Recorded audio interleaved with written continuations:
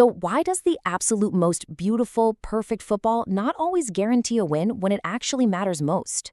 Welcome to this explainer. Today we're jumping right into how the definition of a perfect team has completely flipped over the last 50 years. We're putting the legendary romance of 1974 head-to-head with the ultra-high-tech reality of 2026. You hear that phrase a lot now, right? Heat, heat, heat up here.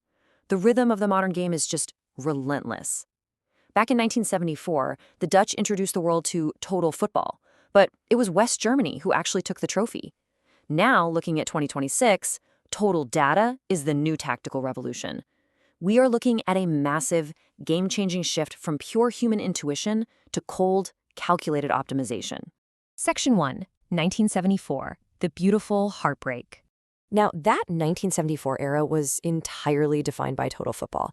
It was this mesmerizing system where literally any outfield player could swap roles with anyone else. It was like a fluid dance on the pitch. And honestly, its dominance was absolutely undeniable.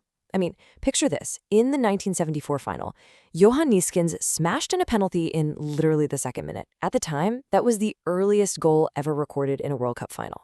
The Netherlands actually scored, and West Germany fell behind before the Germans had even touched the ball. People watching literally thought, wow, football has permanently entered a new tactical era.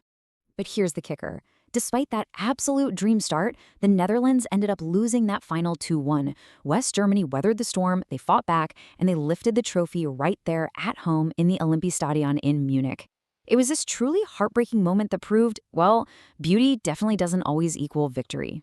Even with that loss, the raw, unpredictable creativity of legends like Johan Cruyff is still the historical benchmark for beautiful football.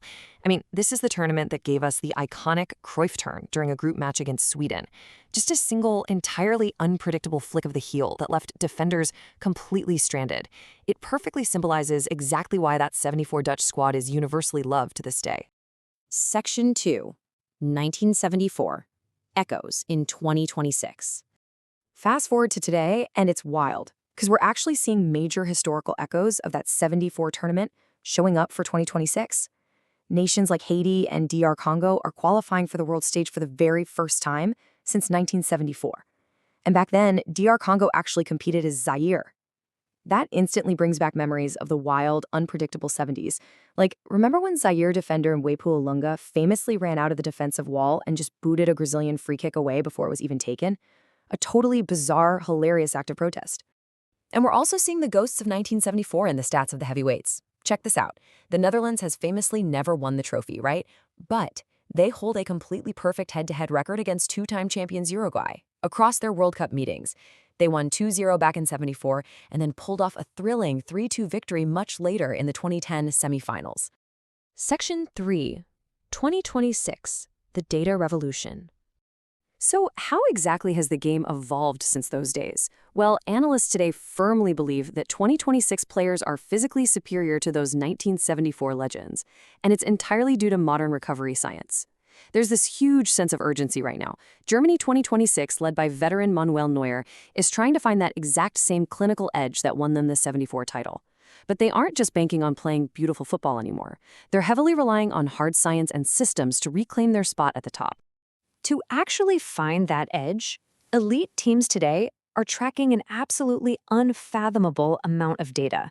We're talking monitoring exact player positioning, measuring precise sprint loads, calculating passing angles down to the degree, and constantly tracking internal fatigue markers.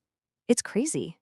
The unpredictable romance of the past is literally being stripped away and replaced by optimized, mathematical systems.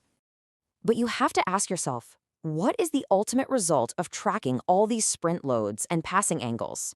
Does it just make the players run faster? Or does it fundamentally change how the entire game is managed from the sidelines? Well, here is the mind-blowing twist of modern football. The data has gotten so incredibly precise that some national teams now know exactly how tired a player is before the player even realizes it themselves. Think about that. A manager can look down at an iPad on the touchline, see a red flag for a midfielder's muscle fatigue, and make a substitution before that player even feels the cramp coming on. It's like playing a video game in real life. Section 4, Beauty versus Science. Let's bring this all together. Ultimately, it comes down to one massive contrast. Beauty and efficiency aren't always the same thing. 1974 had the beauty, 2026 has the science. Back in '74, the Dutch played this deeply aesthetic, romantic style that relied on individual inspiration and flow. But the Germans? They played a calculated, resilient game that was just more efficient at grinding out a 2-1 victory. And today, that classic German efficiency has been completely supercharged by data centers and sports science. So as we watch these massive data centers essentially go head-to-head with raw human creativity on the pitch, which philosophy do you think will actually lift the trophy in North America? Will clinical, perfect science finally conquer the beautiful game for good? Or is there always going to be room for that one unpredictable moment of magic to surprise us all? Thanks so much for joining me for this explainer, and I'll catch you in the next one.